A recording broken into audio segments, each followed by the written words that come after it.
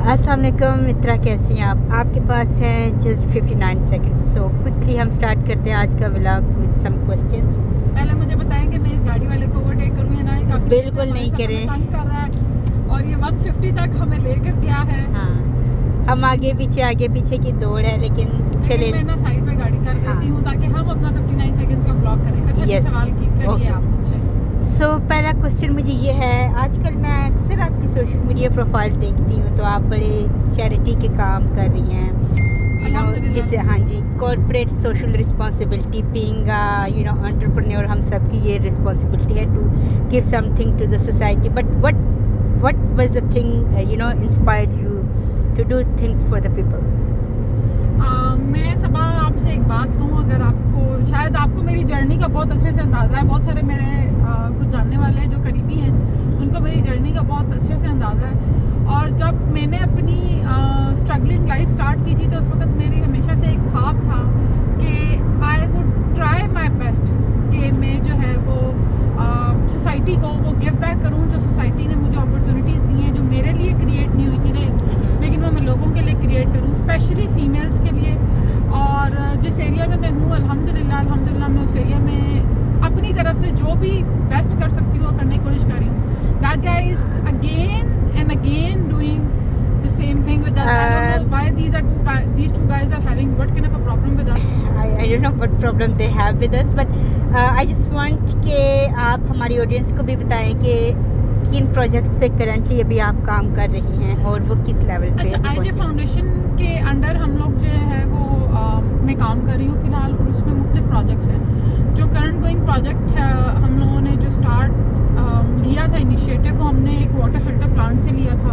उसके बाद अल्हम्दुलिल्लाह हमने मस्जिद रहमतुल आलमीन की तामीर की, एंड देन जो है वो मदरसा का ख्वाब था। और उसी ख्वाब को देखते हुए, क्योंकि हमें तालीम व तदरीस आजकल बहुत ज़रूरी है और लोगों का रुझान देखते हुए मुझे मदरसे की जगह जो है वो मदरसा कम दस्तकारी स्कूल ओपन किया हमने, ताकि जो है वो वहाँ पे लड़कियाँ आके मुख्तलिफ़ तरह के कोर्सेज, इंग्लिश लैंग्वेज हैं।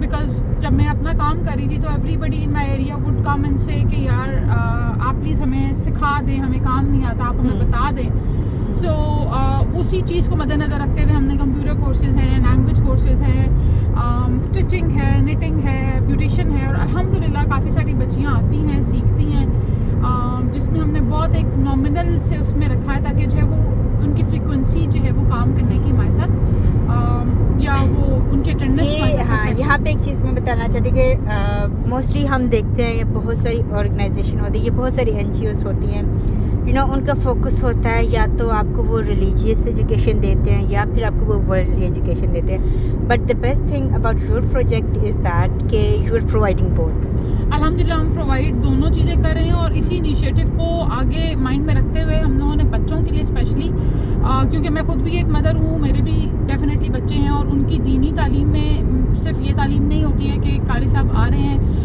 वो नाजरा करवा कर वहाँ से या उनको एक आध सूरत याद करा के वो चले जाए। इस्लाम के हमारा कुछ बेसिक कंसेप्ट्स हैं, कुछ हमारे पैगंबरों की स्ट्रगल्स हैं, मैं चाहती हूँ कि उनको वो बेसिक नॉलेज हो। इस वजह से हमने एवरी संडे जो है वो एक स्पेशल सेशन रखा है जिसमें हम उनको नात ख्वानी सिखाते हैं, जिसमें हम उनको दीन के बारे में क्वेश्चन एंड आंसर सेशंस होते हैं, और बहुत अच्छी अच्छी बातें उनको सिखाई जाती हैं।